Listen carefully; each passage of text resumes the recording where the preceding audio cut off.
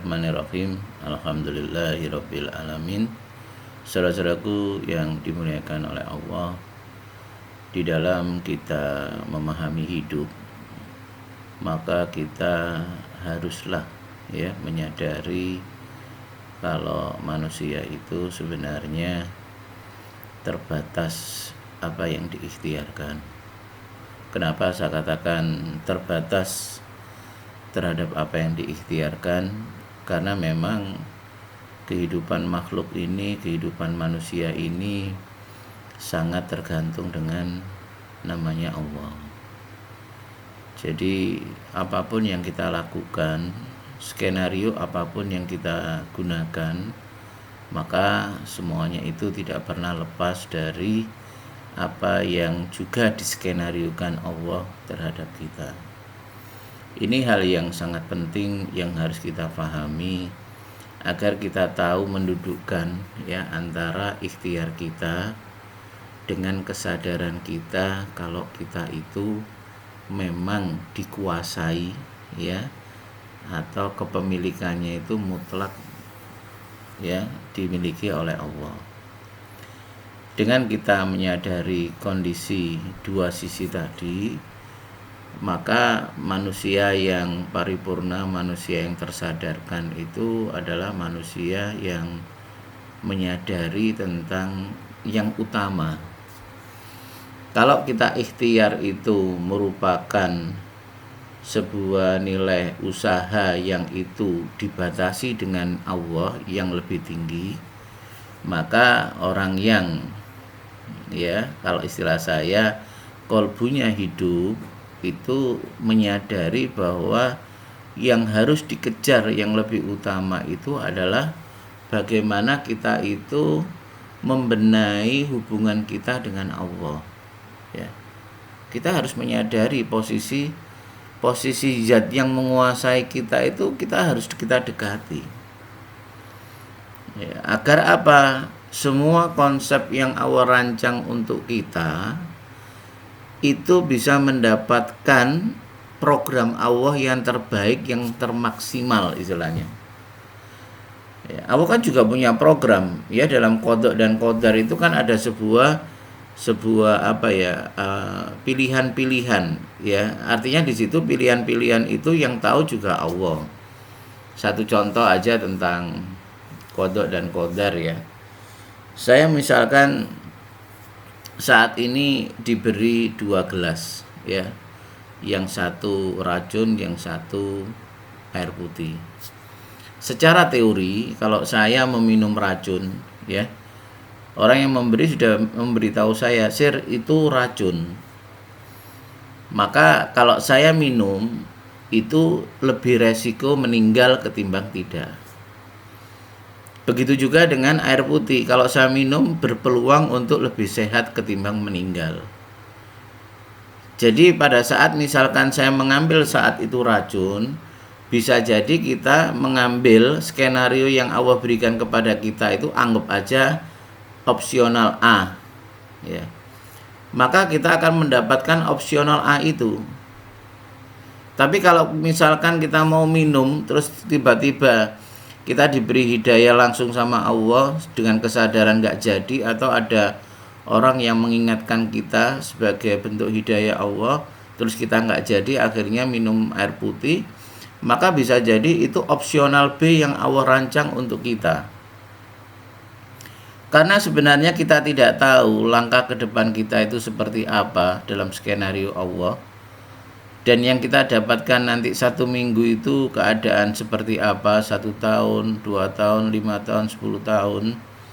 Maka hendaknya kita itu harus menyadari dengan ketidaktahuan itu, kita itu yang harus kita dekati zat yang menguasai perencanaan untuk diri kita. Itu yang harus kita kuasai. Tanpa kita menguasai itu, maka hidup kita saya katakan kalau orang hidup atau pekerjaan yang tidak mengikuti master plan itu kan kacau. Satu contoh pembangunan aja nggak ngikuti master plan, bongkar pasang. harusnya satu tahun selesai, ini jadi 3 tahun. Harusnya ngirit ya jadi membengkak. Belum lagi nanti benturan dengan tukang, dengan ya pasangan hidup, suami istri, anak dan tetangga maupun yang lainnya. Maka semua hal yang tidak mengikuti master plan itu akan jadi masalah. Kira-kira kita menyadari enggak kalau kita itu sebenarnya tidak tahu ya, tidak tahu tentang diri kita atau sedikit tahu tentang diri kita. Makanya kalau kita itu sedikit tahu tentang diri kita, maka hendaknya kita mencari tahu dengan zat yang maha tahu. Ya, mencari tahu dari zat yang maha mengetahui, maha tahu, yang memiliki kita. Caranya bagaimana? Ya kita kembali kepada master plan yang Allah rancang buat manusia. Manusia secara global, manusia secara khusus.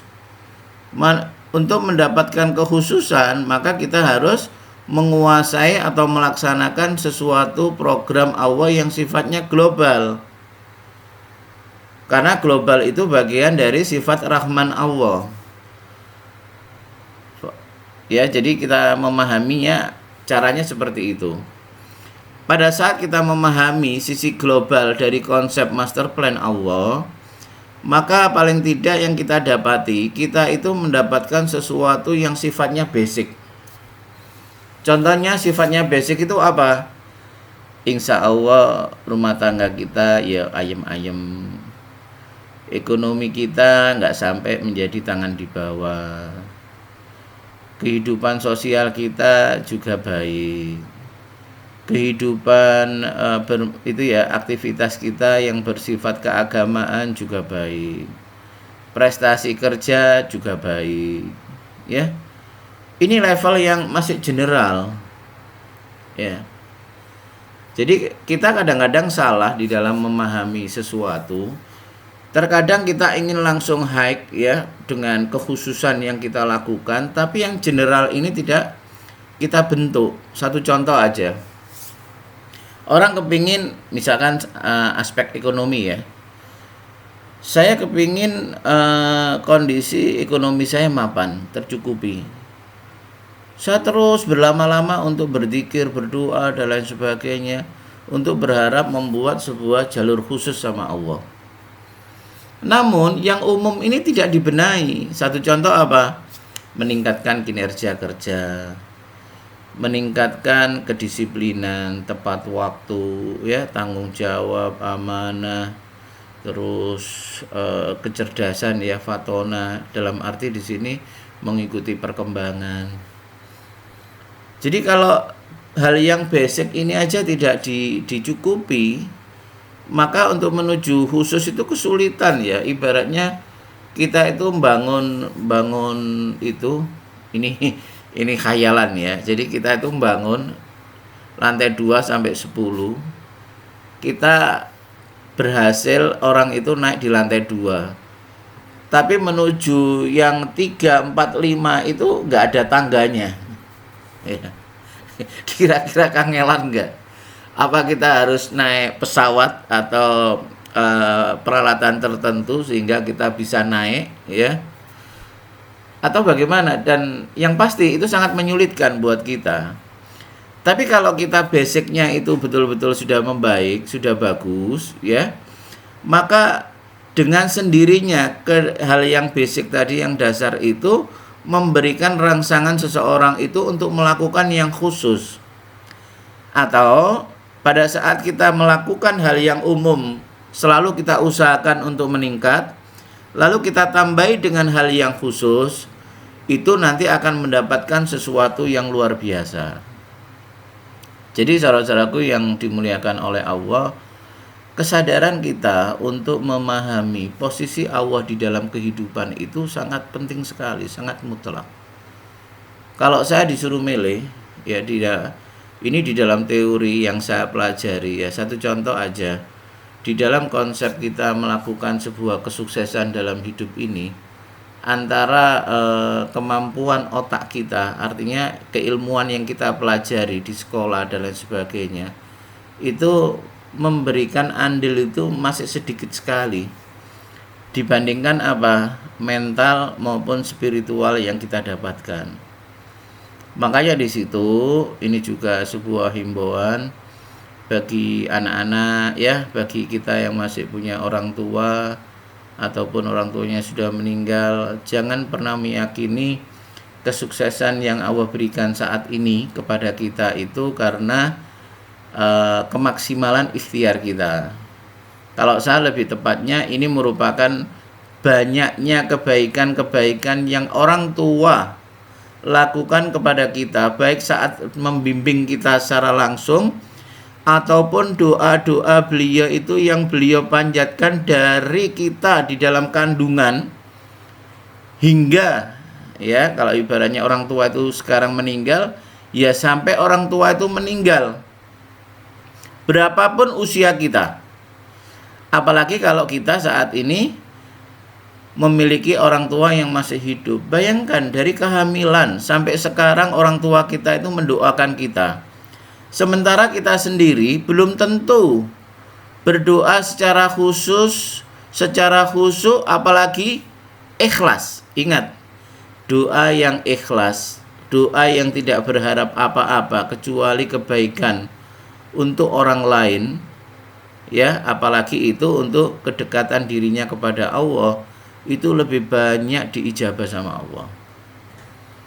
Jadi oleh karena itu saudara-saudaraku, posisi Allah di dalam kehidupan kita itu sangat penting.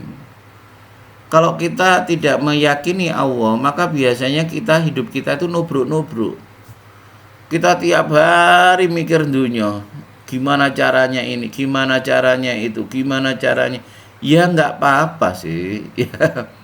Tapi ayo kita buat sebuah keterpaduan. Bila perlu kita membuat sebuah riset antara seseorang yang ikhtiar dengan benar, ya sekali lagi dengan benar, sunatullahnya dengan benar. Anggap aja sunatullahnya itu dibuat perbandingan, sunatullahnya 80%, lalu masalah spiritualnya, kebaikan dia kepada Allah dan hablum minannasnya itu 20%, dibandingkan ya hablum minallah, kedekatan diri sama Allah, spiritualnya itu 60% atau 70%, bahkan 80%, tapi sunatullahnya 20%.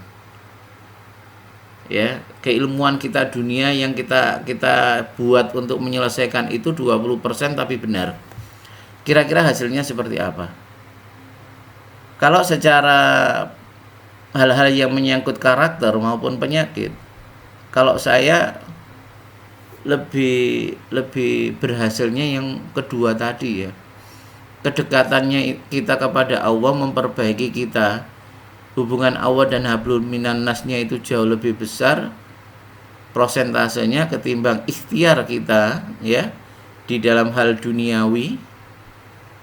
Kalau berobat ya kontrol, harusnya orang itu bisa pakai obat misalkan aja dengan nilai ya, dengan nilai harusnya 500.000, ini harus sampai pilihannya orang itu misalkan 3 juta.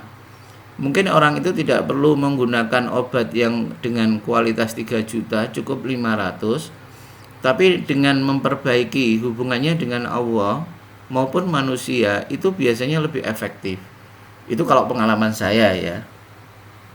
Jadi oleh karena itu saudara-saudaraku, bahwa keyakinan kita, kesadaran kita akan Allah, sekaligus kita belajar ihsan ya, itu menjadikan kita itu akan menjadi diri yang terkontrol, di mana kita nanti asik dengan keberadaan Allah, asik dengan dengan kecintaan kita kepada Allah, di mana pada saat keasikan itu muncul, Allah selalu bukakan kolbu kita sehingga kita itu selalu rindu dengan Allah, selalu sayang dengan Allah, dan kepingin selalu dalam setiap waktu itu terjalin hubungan dengan Allah.